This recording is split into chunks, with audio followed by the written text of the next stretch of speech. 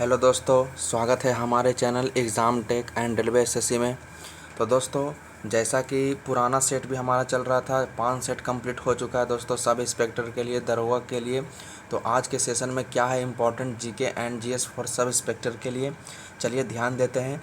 लेकिन दोस्तों, पहले के जैसा मैं अब भी आपको बोल रहा हूँ कि अगर मेरे चैनल को, अगर जितने भी वीडियो बनते हैं या जितना सेशन बनता है, तो अगर आपको पसंद आता है तो आप ज़रूर हमारे चैनल को सब्सक्राइब कर लीजिए फ्रेंड्स। आप बगल में आपको बेल का आइकन होगा तो उसे भी आप उसे प्रेस कर दीजिए, ठीक है। तो बढ़ते हैं दोस्तों, क्या है आज के सेशन में। फर्स्ट क्वेश्चन देखिए, ध्यान दीजिए। चलिए, टोटल 20 क्वेश्चन बहुत ही महत्वपूर्ण है दोस्तों। देखिए, ध्यान दीजिए। फर्स्ट नंबर बोल रहा है कि एकता प्रथा को किसने समाप्त किया था। तो ये आपको बताना है कि एकता प्रथा को किसने समाप्त किया था। ये बहुत बार एग्ज़ाम में पूछा हुआ है दोस्तों, और बहुत बार आगे भी पूछने की संभावना है, पूछ सकता है आगे। तो बताइए इसका सही आंसर क्या होगा। तो इसका सही आंसर आपका क्या हो जाएगा, अलाउद्दीन खिलजी। ठीक है, अलाउद्दीन खिलजी इसका सही आंसर होगा। क्या हो जाएगा, अलाउद्दीन खिलजी। चलिए नेक्स्ट आगे आते हैं। देखिए नेक्स्ट क्वेश्चन क्या कह रहा है। नेक्स्ट क्वेश्चन है दोस्तों, एकता प्रथा को किसने दोबारा शुरुआत की थी। तो ये आपको बताना है कि एकता प्रथा को किसने दोबारा शुरुआत की थी। क्या वो अलाउद्दीन खिलजी है, क्या वो एफएसटी है यानी फिरोज शाह तुगलक है, बलवान नहीं है दोस्तों, बलवान लिखा हुआ है, और या फिर नन ऑफ दिस। तो बताइए इसका सही आंसर क्या हो जाएगा। तो इसका सही आंसर क्या हो जाएगा, इसका सही आंसर होगा दोस्तों फिरोज शाह तुगलक। ठीक है, फिरोज शाह तुगलक इसका सही आंसर है। नेक्स्ट आगे बढ़ते हैं। क्या कह रहा है, सल्तनत काल में हाथी मुख्यतः कहाँ से मंगवाए जाते थे। तो कहाँ से मंगवाया जाता था। क्या वो पाकिस्तान है, बंगाल है, अफ़गानिस्तान है या मैसूर है। तो जवाब देना है, तो इसका सही आंसर हो जाएगा बी, बंगाल। ठीक है, बंगाल से हाथी मुख्यतः मंगवाए जाते थे सल्तनत काल में। नेक्स्ट, ये भी आपको क्वेश्चन बहुत बार पूछा गया है। कह रहा है इसमें कि सल्तनत कालीन कानून किस पर आधारित थी। फर्स्ट आपका ऑप्शन है शरीयत, कुरान एवं हदीस पर, या केवल कुरान पर, या बगदाद के खलीफा जो नियम कानून बनाते थे उस पर, या फिर इनमें से कोई नहीं। तो इसका सही आंसर एक हो जाएगा, शरीयत, कुरान एवं हदीस पर। नेक्स्ट, नेक्स्ट क्या कह रहा, ध्यान दीजिए। कह रहा है इसमें कि सल्तनत काल में लगान निर्धारित करने की मिश्रित प्रणाली को क्या कहा जाता था। तो उस प्रणाली का नाम बताना है दोस्तों कि उसे क्या कहा जाता था। ठीक है, सल्तनत काल में लगान निर्धारित करने की मिश्रित प्रणाली को कहा जाता था मुक्तई। ठीक है, फर्स्ट ऑप्शन सही है, मुक्तई है। ठीक है, मुक्तई याद रखिएगा।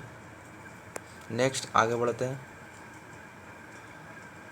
देखिए नेक्स्ट आपका क्या बोल रहा है। कह रहा है भूमि की नाप जोख करने के बाद क्षेत्रफल के आधार पर लगान का निर्धारण क्या कहलाता था। ठीक है, जब भूमि का नाप जोख कर लिया जाता था वो दोस्तों, तो क्षेत्रफल के आधार पर लगान का निर्धारण क्या कहलाता था। तो ये सल्तनत काल की बात है। तो क्या कहा जाता था बताइए। तो इसका सही आंसर हो जाएगा ए नंबर।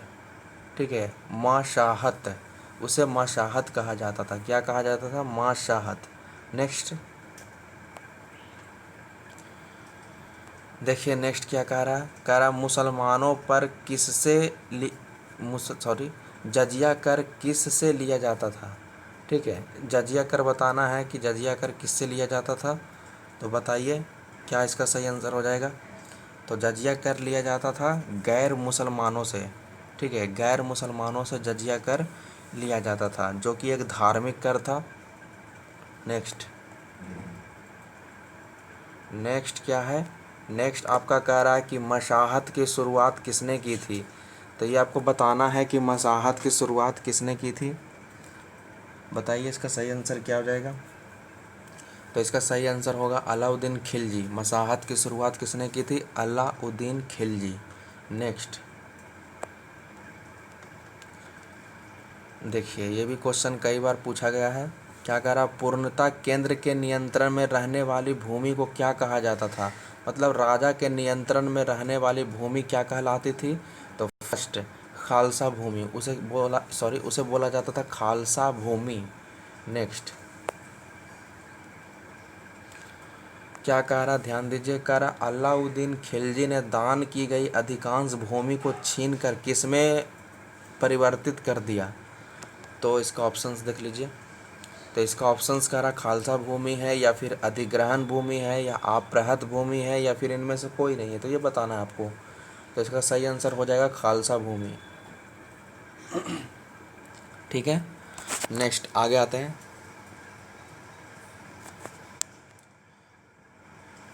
चलिए, ये बताना है विजयनगर का शाब्दिक अर्थ क्या होता है, ये आपको बताना है। क्या वो युद्ध का शहर है, या पराजित शहर है, या फिर जीत का शहर है, या फिर इनमें से कोई नहीं है। तो ये आपको बताना है कि क्या है। तो इसका सही आंसर हो जाएगा दोस्तों जीत का शहर। ठीक है, यानी सी। ठीक है, सी नंबर सही है, जीत का शहर। नेक्स्ट देखिए, कह रहा है इसमें हरिहर एवं बुक्का ने विजयनगर की स्थापना 3 संतों की प्रेरणा से तथा किसके आशीर्वाद लेकर की थी। तो ये आपको बताना, ये भी कई बार एग्जाम में पूछा हुआ है। फर्स्ट आपका क्या कह रहा है, विद्यारण एवं सायन। सेकंड में आपका विद्याधर है, फिर सी में संगम है, और डी में अश्वघोष है। तो ये आपको बताना है कि क्या हो जाएगा इसका। तो इसका सही आंसर ए हो जाएगा। ठीक है, विद्यारण एवं सायन। नेक्स्ट देखिए, नेक्स्ट क्या कह रहा है, विजयनगर की प्रारंभिक राजधानी कहाँ थी। क्या वो अनेगुंडी थी, मदुरई थी, या मदुरई नहीं दोस्तों, मदुरई लिखा हुआ है। ठीक है, मदुरई, या सी में हम्पी है, या फिर कोई नहीं है। तो ये आपको बताना है। बताइए इसका सही आंसर क्या हो जाएगा। तो इसका सही आंसर हो जाएगा अनेगुंडी, ए नंबर। ठीक है, अनेगुंडी। नेक्स्ट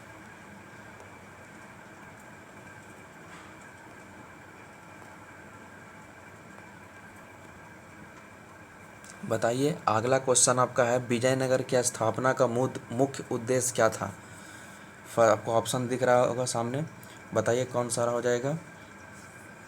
तो इसका सही आंसर हो जाएगा दोस्तों ए नंबर, दक्षिण भारत में हिंदुओं के प्रभुत्व को स्थापित करना।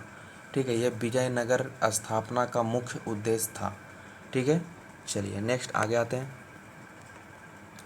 सांची किस नदी के किनारे, तो ये बताना है कि सांची आखिर किस नदी के किनारे बसा हुआ है। ठीक है, तो बताइए, हुगली है, गोदावरी है, बेतवा है, लोनी है। ये लूनी लिखा हुआ है दोस्तों। ठीक है, इसको लूनी कर लीजिएगा। ठीक है, लूनी है। ठीक है, लूनी। तो बताइए क्या हो जाएगा इसका सही आंसर। इसका सही आंसर हो जाएगा बेतवा। ठीक है, सी नंबर, बेतवा। नेक्स्ट आइए, नेक्स्ट क्या कह रहा है, राजघाट बांध एवं माता टीला बांध किस नदी पर है। क्या वो गोदावरी है, बेतवा है, गंगा नदी है, या फिर इनमें से कोई नहीं है। तो ये आपको बताना है। बताइए क्या है। ये भी एग्ज़ाम में क्वेश्चन पूछा गया है। तो बताइए इसका सही आंसर क्या हो जाएगा। तो इसका सही आंसर हो जाएगा बेतवा नदी। ठीक है, इसका सही आंसर क्या है दोस्तों, बेतवा नदी इसका सही आंसर है। तो याद रखिएगा, राजघाट बांध और माता टीला बांध वो किस नदी के किनारे है। तो वो आपका हो जाएगा बेतवा।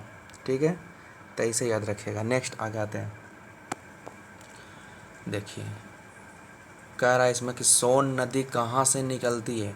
क्या वे महाबलेश्वर पहाड़ी है, गंगोत्री है, अमरकंटक की पहाड़ी है, या फिर इनमें से कोई नहीं है।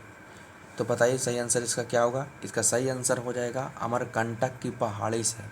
ठीक है, अमरकंटक की पहाड़ी से सोन नदी निकलती है। नेक्स्ट 18 नंबर पर आइए। क्या कह रहा, सोन नदी कहाँ जाकर गिरती है। तो ये आपको बताना है। तो आपको तो पता होगा, इसका सही आंसर हो जाएगा ए नंबर। ठीक है, पटना के नज़दीक गंगा में जाकर ये मिल जाती है। चलिए नेक्स्ट आगे आते हैं। 19 नंबर में क्या बोल रहा है, 19 नंबर में बोल रहा है दोस्तों, सोन नदी को और किस नाम से जाना जाता है। क्या वो सोन रूप है, सोन चिड़िया है, सोनभद्र है, या फिर नन इनमें से कोई नहीं। बताइए इसका सही आंसर क्या हो जाएगा। इसका सही आंसर हो जाएगा सोनभद्र। सोन नदी को और किस नाम से जाना जाता है, तो सोनभद्र के नाम से जाना जाता है। नेक्स्ट आगे आते हैं, और आज के सेशन का लास्ट क्वेश्चन ये बताना है कि तमसा नदी को और किस नाम से जाना जाता है। तमसा, आपने नाम सुना होगा तमसा नदी का। क्या वो दक्षिणी टोंक है, पूर्वी टोंक है, पश्चिमी टोंक है, या फिर इनमें से कोई नहीं। बताइए इसका सही आंसर क्या हो जाएगा। तो इसका सही आंसर हो जाएगा ए नंबर, दक्षिणी टोंक। ठीक है।